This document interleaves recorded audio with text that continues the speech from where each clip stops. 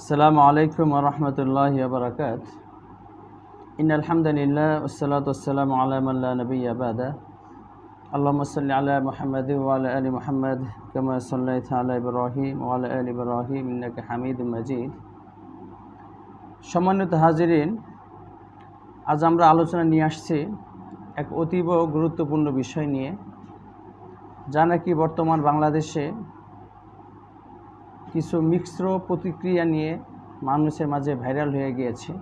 সেটা হলো আমাদের কলিজার টুকরা হযরত মুহাম্মদ সাল্লাল্লাহু আলাইহি সাল্লাম কবে নবুয়তি প্রাপ্তি হয়েছিলেন, কবে তিনি নবুয়তি প্রাপ্ত হয়েছিলেন। এটা নিয়ে মানুষের মাঝে ভুল বুঝাবুঝি এবং মানুষের মাঝে এটা নিয়ে একটা মিশ্র প্রতিক্রিয়া দেখা যাচ্ছে। তো এটা নিয়ে আমি অল্প সামান্য কিছু আলোচনা করার জন্য মোটা দাগে, যেন এলেমওয়ালা এবং গায়রে এলেমওয়ালা জনসাধারণ এবং আমপাবলিক আলেমওয়ালা আমরা সবাই স্বল্পতে বুঝতে পারে, এটা নিয়ে আমি সংক্ষিপ্ত আলোচনা নিয়ে এসেছি। তো আমি এই ব্যাপারে আলোচনাটাকে 3 ভাগে বিভক্ত করেছি। নাম্বার 1, আল্লাহ রসুল সাল্লাল্লাহু আলাইহি সাল্লাম আল্লাহ সুবহানাহু ওয়া তাআলার কাছে কবে থেকে নবী হিসেবে স্বীকৃত ছিলেন। নাম্বার 2, মানুষের কাছে নবী হিসেবে তিনি কবে থেকে আত্মপ্রকাশিত হলেন বা তার নবুয়তি প্রকাশিত হলো কবে থেকে। 3 নাম্বার, আমরা যখন আল্লাহ রসুল কবে নবী হয়েছিলেন এই ব্যাপারে কথা বলবো, তখন আমাদের কথা বলার ঢং, আমাদের কথা বলার আদাব কেমন হওয়া উচিত। আমি এই 3টা বিষয়ে আমার আলোচনাটাকে করব ইনশাআল্লাহ সুবহানাহু ওয়া তাআলা। তো সর্বপ্রথম আলোচনা, যে আল্লাহ রসুল সাল্লাল্লাহু আলাইহি সাল্লাম আল্লাহ তাআলার নিকটে কবে থেকে নবী হিসেবে স্বীকৃত ছিলেন বা আল্লাহ তাআলা কবে থেকে তাকে নবী হিসেবে গ্রহণ করে নিয়েছেন। তিনি যখন বয়স তার 40 তখন থেকে না এর পূর্ব থেকেই। এই ব্যাপারে আল্লাহ রসুল সাল্লাল্লাহু আলাইহি সাল্লামের সরাসরি হাদিস আমরা পাই মাইসারা থেকে বর্ণিত। তিনি বলেন, কুলতু ইয়া রাসূলুল্লাহ মাতা কুনতা নাবিয়্যা। তিনি বলেন, আমি আল্লাহ রসুলকে জিজ্ঞেস করলাম, হে আল্লাহ রসুল, আপনি কখন নবী ছিলেন বা মাথা কুনতা নবিয়া। অফি রাওয়ায়াতিন, অন্য একটা রেওয়ায়াতে এসেছে মাথা কুতিবতা নবিয়া, আপনি কখন থেকে নবী হিসেবে স্বীকৃত পেলেন আল্লাহ সুবহানাহু ওয়া তাআলার নিকটে। কল, আল্লাহ রসুল উত্তরে বললেন, ওয়াল আদামু বাইনার রূহি ওয়াল জাসাদ, যে আমি এমন সময় নবুয়তি প্রাপ্ত হয়েছি, আল্লাহ তাআলার কাছে নবী হিসেবে স্বীকৃতি পেয়েছি। আল্লাহ আমাকে নবুয়তি দিয়ে দিয়েছেন, আমাকে নবী হিসেবে একেবারে চূড়ান্ত ঘোষণা করে দিয়েছেন।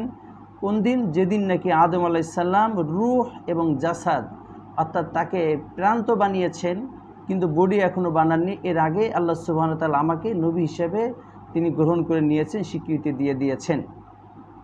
এই হাদিস থেকে আমরা বুঝতে পারলাম যে আল্লাহ রসুল সাল্লাল্লাহু আলাইহি সাল্লাম আল্লাহ সুবহানাহু ওয়া তাআলার নিকটে বা আল্লাহ সুবহানাহু ওয়া তাআলার কাছে বা উম্মুল কিতাবে আদম আলাইহিস সালামকে সৃষ্টি করার আগেই, তাকে বডিতে রূপান্তরিত করার আগেই, তার বডি এবং রূহটাকে সংযোজিত করার আগেই আল্লাহ সুবহানাহু ওয়া তাআলা তাকে নবী হিসাবে, শুধু নবীই নয়, সর্বশেষ নবী হিসাবে আল্লাহ সুবহানাহু ওয়া তাআলা তাকে গ্রহণ করে নিয়েছেন এবং চূড়ান্ত সিদ্ধান্ত গ্রহণ করে ফেলেছেন। অন্য হাদিসের মধ্যে এমনটাও পাওয়া যায়, আল্লাহ রসুল বলেন, আমি তো শেষ নবী ওই সময় থেকেই যখন আদম আলাইহিস সালাম পৃথিবীতে সৃষ্টিও হয়নি। এই সমস্ত কথা দ্বারা আমরা বুঝতে পারলাম আল্লাহ নবী সাল্লাল্লাহু আলাইহি ওয়াসাল্লাম তিনি নবী শুধুমাত্র 40 বছর যখন হয়েছেন তখন থেকেই আল্লাহর কাছে নবী হিসেবে স্বীকৃত না, বরং তারই জন্মের আগে এবং আদম আলাইহিস সালামের জন্মের আগে আল্লাহ সুবহানাহু ওয়া তাআলা তাকে নবী হিসেবে গ্রহণ করে নিয়েছেন। এবং অন্যান্য অসংখ্য হাদিস দ্বারা এটা পাওয়া যায়। যেমন আপনারা জানেন, আল্লাহ রসুল সাল্লাল্লাহু আলাইহি সাল্লাম যে দুনিয়াতে আসবেন এবং তিনি শেষ নবী হবেন, আদম আলাইহিস সালাম থেকে নিয়ে ঈসা আলাইহিস সালাম পর্যন্ত যত নবী দুনিয়াতে এসেছেন সবাই শেষ নবীর পূর্বাভাস দিয়ে গিয়েছেন। তারা সবাই বলে গিয়েছেন যে সর্বশেষ নবী আসবেন হযরত মুহাম্মদ সাল্লাল্লাহু আলাইহি সাল্লাম। তাওরাত জাবুরে আল্লাহ রসুল যে শেষ নবী সেটা সরাসরি লেখা ছিল, তার অবয়ব কেমন ছিল সেটাও লেখা ছিল, তিনি কোথাও জন্মগ্রহণ করবেন সে এলাকার রূপ কেমন ছিল, সব কিছু। তাহলে যখন নাকি ঈসা আলাইহিস সালাম, মুসা আলাইহিস সালাম এবং ইতিপূর্বে সমস্ত নবীরাই শেষ নবীর পূর্বাভাস দিয়ে গিয়েছেন এবং তিনি কেমন হবেন, তার নাম কি হবে, তার কোথায় জন্ম হবে। এর দ্বারা আমরা বুঝতে পারি যে আদম আলাইহিস সালামের দুনিয়াতে আসার আগের থেকেই আল্লাহ সুবহানাহু ওয়া তাআলা তাকে নবী হিসেবে স্বীকৃতি দিয়েছেন, নবী হিসেবে গ্রহণ করেছেন, চূড়ান্ত ফয়সালা নিয়েছেন এবং সমস্ত নবীরা তার আগাম দাওয়াত দিয়ে গিয়েছেন।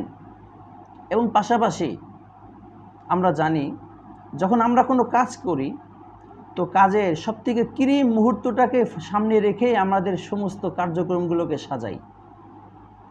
তো আল্লাহ রসুল সাল্লাল্লাহু আলাইহি সাল্লামকে দিয়েই আল্লাহ সুবহানাহু ওয়া তাআলা তার দ্বীন বা ইসলামকে পূর্ণাঙ্গ করেছেন এবং পূর্ণাঙ্গ করার আগে আল্লাহ রসুল সাল্লাল্লাহু আলাইহি সাল্লামের পূর্বে অসংখ্য নবী দিয়ে ধাপে ধাপে তার ইসলামকে আপডেট করেছেন।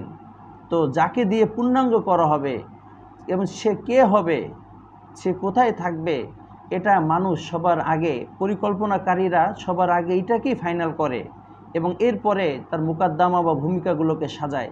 তো যেহেতু ইসলামকে আল্লাহ সুবহানাহু ওয়া তাআলা আদম আলাইহিস সালামের থেকে শুরু করেছিলেন এবং পৃথিবীর একমাত্র প্রাচীন ধর্ম এবং একমাত্র আল্লাহ সুবহানাহু ওয়া তাআলার কাছে স্বীকৃত ধর্মের নাম হল ইসলাম, সে ইসলাম ধর্মটা আদম আলাইহিস সালাম থেকে শুরু হয়েছিল। যুগে যুগে ওটাকে আপডেট করতে করতে চূড়ান্ত এবং পূর্ণাঙ্গ রূপ দিয়েছেন আমাদের নবী মুহাম্মদ সাল্লাল্লাহু আলাইহি সাল্লামের মাধ্যমে। যেমনটা আল্লাহ সুবহানাহু ওয়া তাআলা ঘোষণাও দিয়ে দিয়েছেন, আল ইয়াউমা আকমালতু লাকুম দীনাকুম ওয়া আতমামতু আলাইকুম নি'মাতি, আমি আজকেই আমার দ্বীন বা ইসলামকে পরিপূর্ণতার রূপ দিলাম। তো যেহেতু পূর্ণাঙ্গ একটা রূপ, কোনো জিনিসের পরিপূর্ণ রূপটাকেই আমাদের মূল ফোকাস হয়ে থাকে, কিন্তু পরিপূর্ণ রূপ দেওয়ার আগ পর্যন্ত আমরা কিছু ভূমিকা সাজাই। তো আল্লাহ রসুল যেহেতু ছিলেন ইসলাম নামী ধর্মের পরিপূর্ণ রূপদাতা এবং তার মাধ্যমে পরিপূর্ণ রূপ দেওয়া হবে, তাই তাকেই সবার আগে স্বীকৃতি দেওয়া হয় এবং তার নবুয়তটাকে সবার আগে গ্রহণ করা হয় এবং তার সব কিছুকে আগে সাজানো হয়। এরপরে ভূমিকা স্বরূপ অন্য অন্য নবীদেরকে দুনিয়াতে পাঠানো হয়। এবার আসি, আল্লাহ রসুল সাল্লাল্লাহু আলাইহি সাল্লাম মানুষের মাঝে কত বছরে নবী হিসাবে আত্মপ্রকাশিত হয়েছিলেন। এর সহজ উত্তর, যেটা আমরা সবাই জানি, যখন আল্লাহ রসুল সাল্লাল্লাহু আলাইহি সাল্লামের বয়স 40 বছর হলো, তখনই তিনি মানুষের মাঝে নবী হিসেবে আত্মপ্রকাশিত হন এবং তখন থেকেই তাকে নবুয়তির দায়িত্ব আদায় করার জন্য আল্লাহ সুবহানাহু ওয়া তাআলার কাছ থেকে ওহী আসা শুরু হয়, বার্তা আসা শুরু হয় এবং মৃত্যু পর্যন্ত তিনি তার নবুয়তিকে দায়িত্ব পালন করেন। এবং এটা তিনি যে 40 বছর বয়সে আত্মপ্রকাশিত হন এবং তার নবুয়তির দায়িত্ব তাকে 40 বছর বয়স থেকে পালন করার জন্য বলা হয়, এটাও সরাসরি আল্লাহ রসুল সাল্লাল্লাহু আলাইহি সাল্লামের মুখ থেকেই প্রমাণিত। মুসলিম শরীফের মধ্যে হাদিস এসেছে, আল্লাহ রসুল সাল্লাল্লাহু আলাইহি সাল্লাম বলেন, ইন্নী লাআরিফু হাজারা বিমাক্কা কানা ইউসাল্লিমু আলাইয়া ক্বাবলা আন উবাস ইন্নী লাআরিফু আল আন। তিনি বলেন, আমি মক্কার এমন একটি পাথরকে এখনও চিনি যে পাথর নাকি আমাকে সালাম দিত প্রতিনিয়ত আমি নবী হিসেবে আত্মপ্রকাশিত হওয়ার পূর্বেই। ক্বাবলা আন উবাআস, আমাকে নবী হিসেবে প্রেরণ করা, প্রেরণ করা বা প্রকাশিত হওয়া, আত্মপ্রকাশের আগ থেকেই ওই পাথর আমাকে সালাম দিত। ইন্নী লাআরিফু আল আন, আমি ওই পাথরকে এখনও চিনি। এটা সহিহ মুসলিম শরীফের হাদিস। এখানে আল্লাহ রসুল নিজেই বলছেন যে আমি আত্মপ্রকাশিত হওয়ার পূর্বে থেকে পর্যন্ত। এবং কবে থেকে আত্মপ্রকাশিত হয়েছিল, এটা ইবনে আব্বাস রাদিয়াল্লাহু তাআলার হাদিস থেকে পাওয়া যায়। তিনি বলেন, বুইসা রাসূলুল্লাহ সাল্লাল্লাহু আলাইহি সাল্লাম লি40 সানা, আল্লাহ রসুলকে নবী হিসেবে প্রকাশিত করা হয়, দায়িত্ব দেওয়া হয় যখন তার বয়স হয়েছিল 40 বছর। মাকাসা বিমাক্কাতা 13 সানা, তিনি মক্কাতে 13 বছর অবস্থান করলেন। ইউহা ইলাইহি, তখন তার কাছে ওহী আসতো। সুম্মা উমিরা বিল হিজরা, অথবা তাকে হিজরতের নির্দেশ দেওয়া হয়। ফাহাজারা 10 সিনিন, তিনি হিজরত করেন এবং মদিনাতে 10 বছর তিনি অবস্থান করেন। মাত ওয়াহুয়া ইবনু 63, এবং তিনি দুনিয়ার থেকে বিদায় নিয়ে যান যখন তিনি 63 বছর তার বয়স ছিল। এই সমস্ত সহিহ হাদিসের দ্বারা আমরা বুঝতে পারলাম তিনি মানুষের মাঝে প্রকাশিত হয়েছিলেন নবী হিসাবে এবং মানুষের মাঝে নবুয়তের দায়িত্ব আদায় করা, নবুয়তির দায়িত্ব দায়িত্ব আদায় করার দায়িত্ব পেয়েছিলেন 40 বছর বয়সে। সেই হিসাবে আমরা বুঝতে পারলাম তিনি তো নবী হিসেবে স্বীকৃত আল্লাহ সুবহানাহু ওয়া তাআলার কাছে আদম আলাইহিস সালাম সৃষ্টির আগ থেকেই। তবে তাকে দায়িত্ব, নবুয়তির দায়িত্ব আদায় করার জন্য একেবারে গেজেট আকারে তার কাছে দায়িত্ব বুঝিয়ে দেওয়া হয় এবং মানুষের মাঝে অ্যানাউন্স দেওয়ার ঘোষণা দিয়ে দেওয়া হয় এবং মানুষের মাঝে নবুয়তির দায়িত্ব আদায় করার জন্য তাকে যেদিন থেকে একেবারে উঠে পড়ে লাগতে বলা হয় সেদিন তখন বয়স ছিল তার 40 বছর। এবার আসি, আমরা যখন আল্লাহ রসুলের নবুয়ত প্রাপ্তি নিয়ে কথা বলবো তখন আমাদের কথা বলার আদাব কেমন হবে।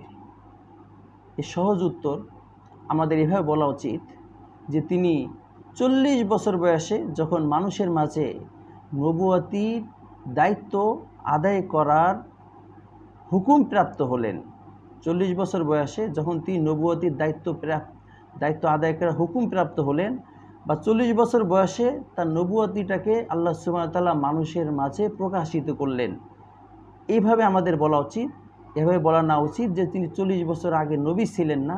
তিনি অবশ্যই নবী ছিলেন, তবে তখন তার ওই নবুয়তিটাকে আল্লাহ সুবহানাহু ওয়া তাআলা আমাদের কাছে প্রকাশিত করেন নাই এবং আল্লাহ সুবহানাহু ওয়া তাআলা তাকে ওই নবী হিসাবে যে দায়িত্বগুলো আদায় করতে হয় সেগুলো আদায় করার মতন তাকে আল্লাহ সুবহানাহু ওয়া তাআলা দায়িত্ব দেন নাই, বরং তাকে তখন সমাজ বোঝার জন্য, সমাজের অবস্থা বোঝার জন্য, মানুষের মেজাজ বোঝার জন্য 40 বছর পর্যন্ত তাকে ওই এলাকায় মানুষের মেজাজ বুঝিয়েছেন এবং তাকে একটি পর্যাপ্ত বয়সের পরে যখন তিনি মানুষের মেজাজ বুঝে গিয়েছেন তখন তাকে এই দায়িত্ব আদায় করার জন্য বলেছেন।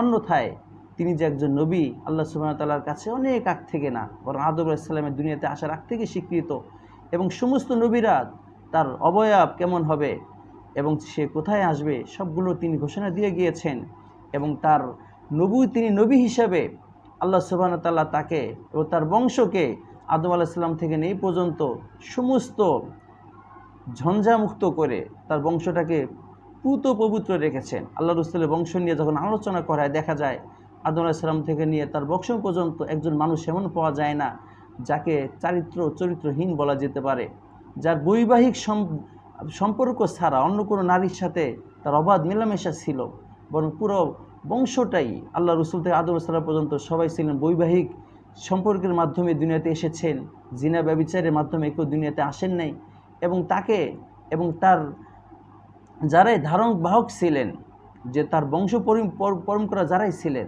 আল্লাহ তাআলা তাদেরকে অনন্য গুণে গুণান্বিত করেছিলেন এবং মুসা আলাইহিস সালাম, ঈসা আলাইহিস সালাম তাই তিনি কেমন হবে, নাম কি হবে, কোথায় হবে সব কিছু আলোচনা করে দিয়ে গিয়েছিলেন। এর দ্বারা বোঝা যায় তিনি আগে থেকেই নবী। তাই আমাদের কথার ভাষা এমন হওয়া দরকার, আল্লাহ তাআলার কাছে তিনি তো পৃথিবীর সৃষ্টির আগ থেকেই নবী, তবে মানুষের কাছে আত্মপ্রকাশিত হয়েছিলেন 40 বছর পর থেকে। আমাদের ভাষা যদি এমন হয় তাহলে অনেক সুন্দর হয়। এখন অনেকে বলে ফেলেন যে তিনি 40 বছর আগে নবী ছিলেন না। এই কথা বলার কারণেই তাকে আমরা কাফের বলতে পারবো কিনা। এর সহজ উত্তর হলো, কাউকে কাফের বলতে গেলে তার এই কথার ব্যাখ্যা তার কাছে জানা আবশ্যক।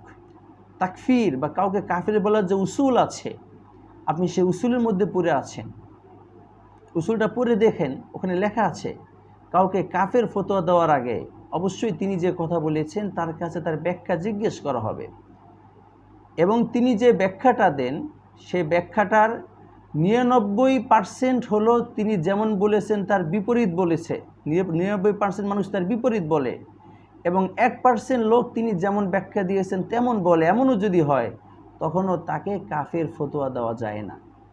আর পাশাপাশি তিনি যদি তার কথার সুন্দর ব্যাখ্যা দিতেই পারেন তাহলে তো তাকে কাফের বলার কোনো অবকাশই নেই।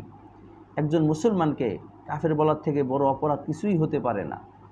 তাই তাকে ব্যাখ্যা জিজ্ঞেস করেন। আর সে যদি এটাই বলে যে তিনি 40 বছর আগে নবী ছিলেন না, এটা যে আমি বলেছি এর দ্বারা উদ্দেশ্য হলো তিনি 40 বছর বয়স হওয়ার আগ পর্যন্ত নবুয়তি দায়িত্ব আদায় করার হুকুম পান নাই, তাহলে তাকে কাফের বলার মতন কোনো সুযোগ নেই। বরং তাকে যারা কাফের বলবে মতান্তরে তাদেরকে জ্ঞানশূন্য এবং কাউকে কাফের ফতোয়া দেওয়ার যে নিয়ম বা নীতি আছে এ ব্যাপারে সে একেবারে মূর্খ, এটা ছাড়া আর কিছুই প্রমাণিত করবে না। আল্লাহ সুবহানাহু ওয়া তাআলা আমাদেরকে আল্লাহ রসুলের এই ব্যাপারে নিজেদের জিহ্বাকে একেবারে সমস্ত প্রকার অবাঞ্ছিত কথা থেকে হেফাজত করার তৌফিক দান করুক। সাল্লাল্লাহু আলাইহি ওয়াসাল্লাম। আল্লাহ তাআলা আমাদের নবীর উপরে অসংখ্য দুরূদ ও সালাম প্রেরণ করুক। আমাদের নবী কিয়ামত পর্যন্ত সময়ের জন্য পৃথিবীর সমস্ত মানুষের জন্য নবী হিসেবে এসেছিলেন। আমাদের নবীর পূর্বে কোনো নবীকে আল্লাহ সুবহানাহু ওয়া তাআলা গোটা পৃথিবীর জন্য, গোটা মানব জাতির নবী হিসেবে আল্লাহ তাআলা কাউকে পাঠান নাই। ঈসা আলাইহিস সালাম তিনিও ছিলেন শুধু বনী ইসরায়েলের নবী, পুরা পৃথিবীর সমস্ত জনপদের নবী না, এবং তিনি বনী ইসরায়েলের মাঝ ছাড়া অন্য কাউকে দাওয়াতও দেন নাই। কিন্তু আমাদের নবী ছিলেন কাফাতাল লিন্নাস বাশীর ও নাযীর, পুরো পৃথিবীর মানুষের জন্য এবং কিয়ামত পর্যন্ত সময়ের জন্য, সমস্ত জনগোষ্ঠীর জন্য, সাদা কালো আমেরিকান সমস্ত ভাষাভাষী নবীদের জন্য, পুরো পৃথিবীর নবী মানুষের জন্য একমাত্র তিনি নবুয়তি প্রাপ্ত হয়েছেন। তিনি সাইয়্যিদুল মুরসালিন, গোটা বিশ্বের নবী। ইতিপূর্বের কোনো নবীকে এরকম বিশ্বময় মানুষের নবী হিসেবে পাঠানো হয় নাই, এবং তিনি একমাত্র নবী যার মাধ্যমে ইসলাম ধর্মকে পরিপূর্ণ রূপ দেওয়া হয়েছে। তিনি একমাত্র নবী যার পরে কোনো নবী আসবেন না। তিনি একমাত্র নবী যিনি কিয়ামতের দিন শাফাতে কুবরা করবেন এবং সমুদয় মানুষের উপরে তিনি ইহসান করবেন। আল্লাহ তাআলা আমাদেরকে জানার বোঝার তৌফিক দান করুক। ওয়া আখিরু দাওয়ানা আনিল হামদুলিল্লাহি রাব্বিল আলামিন।